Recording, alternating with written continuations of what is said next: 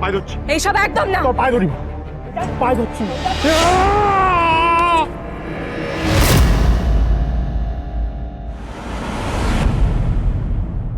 কে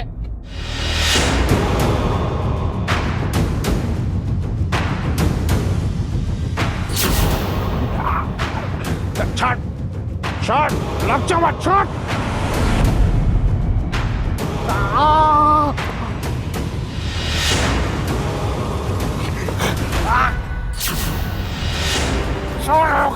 আমাকে ছাড়, লাগছে, গোয়া লাগছে, ছাড়। পালাবি কোথায়? হ্যাঁ, তোর কৃতকর্মের শাস্তি তোকে পেতেই হবে, পেতেই হবে। ছেড়ে দে মহারাজ, ছেড়ে দে।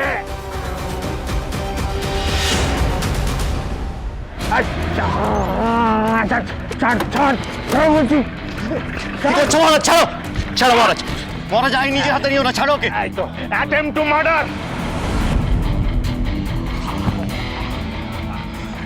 কাজটা ভালো করলে না পূজারিনী। অরিন্দম চট্টরাজকে জেলের মধ্যে ভরে রাখার ক্ষমতা তোমাদের নেই। আমি জেল থেকে বেরোবই, আর বেরোলে তোমাদের জীবনকে আমি নরক করে দেবো। নরক। স্বর্গ না নরক তো সেটা পরের কথা। একটা কথা মাথায় রাখবেন মিস্টার অরিন্দম চট্টরাজ, জেলের বাইরে পূজারিনী মুখার্জি আছে, আর আছে মিস্টার মাথা গরম মহারাজ মুখার্জি। তাই জেল থেকে বেরোনোর আগে না দুবার ভাববেন। ও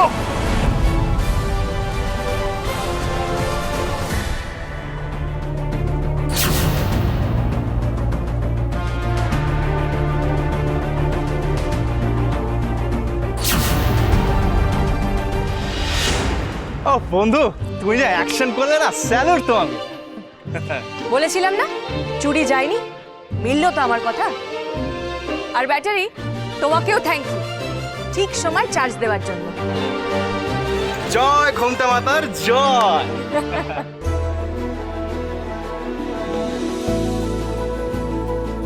জয় ঘোমটা মাতার জয়, জয়।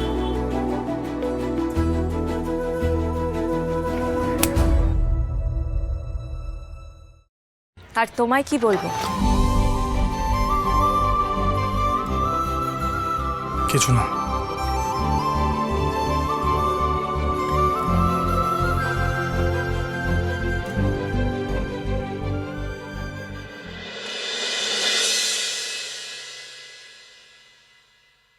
এক মাথা ঘোমটা দিয়ে কি প্রমাণ করতে চাও? মহান, মহান, নিজেকে মহান প্রমাণ করতে গিয়ে আমার সংসারে কাটা বেঁধাচ্ছে। আমার তিনটে ছেলেকেও আমার থেকে আলাদা করতে চাই, এটাই উদ্দেশ্য তো? শোনো, তোমরা না কেউ ওর অভিসন্ধি বুঝতে পারছো না, আমি বুঝতে পারছি ও না এটাই করতে চাইছে। না না, কিছু বুঝি আর না বুঝি, এটা শুনে খুব ভালো লাগলো বুঝলে পূর্ণিমা, যে তুমি অন্তত মেনে নিলে তোমার তিনটে ছেলে। পূর্ণিমা, তুমি কিন্তু পূজা মাকে ভুল বুঝছো। ওই এই পরিবারের জন্য সর্বক্ষণ মঙ্গল চিন্তা করে চলেছে।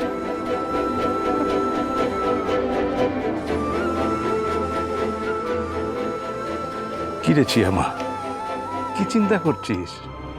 আরে আমি আছি তো। কিছু না বাবা।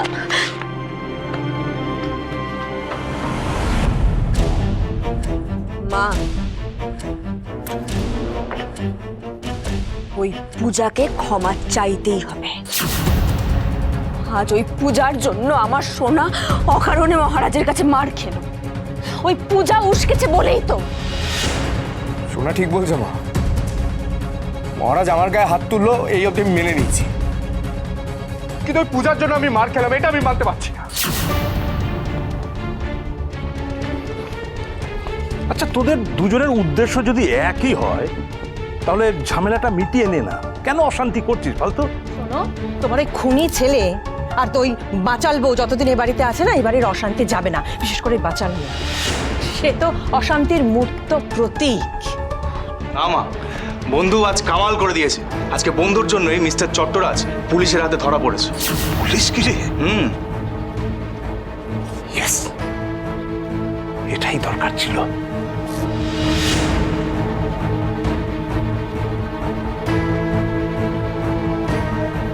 ওই তো ওরা চলে এসেছে। এই যে, তোরা ঠিক আছিস তো? হ্যাঁ হ্যাঁ বাবা, শত্রু নিধন হয়েছে। মিস্টার অরিন্দম চট্টরাজ আর কোনোদিনও মাথা তুলে দাঁড়াতে পারবে না। বাহ বাহ, জীবনের অনেকটা সময় ওনাকে জেলের গাড়ি টানতে হবে বাবা। দারুণ খবর রে, তাহলে তো এটা সেলিব্রেট করতে হয়, কি বলিস মহারাজ?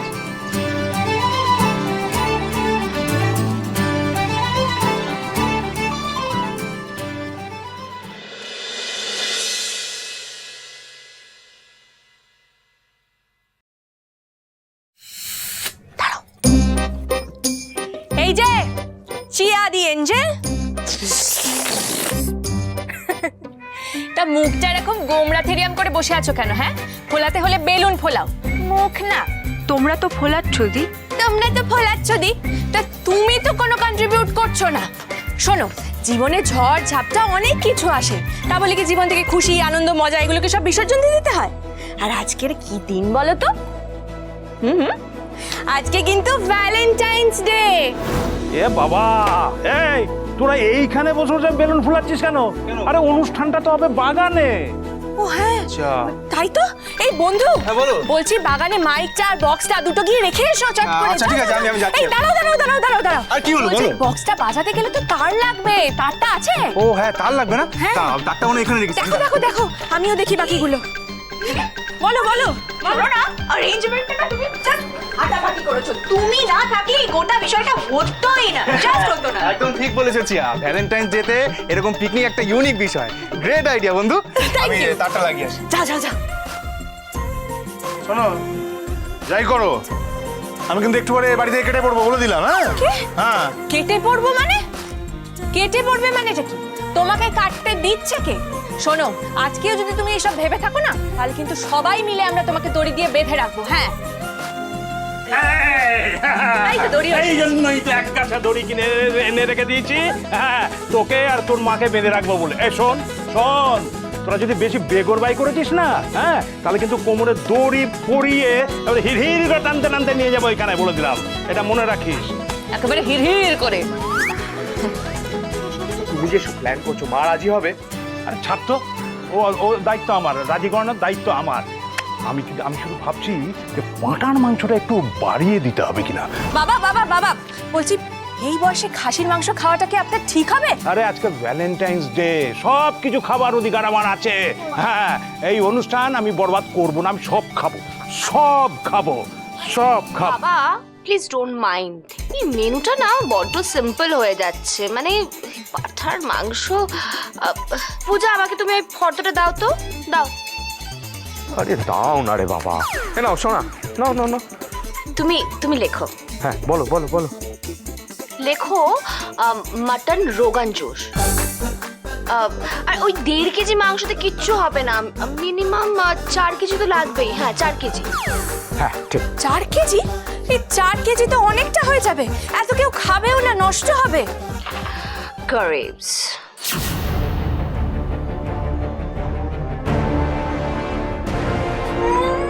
আমির, তা তুমি যখন এতই আমির, এক কাজ করো, আমাদের সবার পিকনিকের খরচাটা তুমি স্পন্সর করে দাও। দেখি তোমার কত এলে। দাও। এই যে তুমি আমির, দাও। দে খুব বড় লোক তো তোমরা, দাও। দে তুমি আমার শোনে কি দান চক্র খুলে বসে যে সবার খরচা দেবে? দাও। আচ্ছা তাই নাকি? সোনা দান চক্র খুলে বসেছে, আর এখানে নিজের পকেট থেকে 1 টাকা বেরোয় না। মাটন রোগান জোশ খাবে তুমি না? মাটন রোগান জোশ।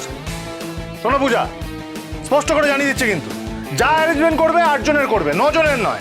আমি নেই। এই একদম ফালতু কথা বলবি না। তুই নেই এবার কি রে? তুই নেই কি? এই শোন, আমি তোদের বাবা, আমি যা বলবো সেইটা হবে, না করলে হবে না, সেইটাই হবে। না, হবে না।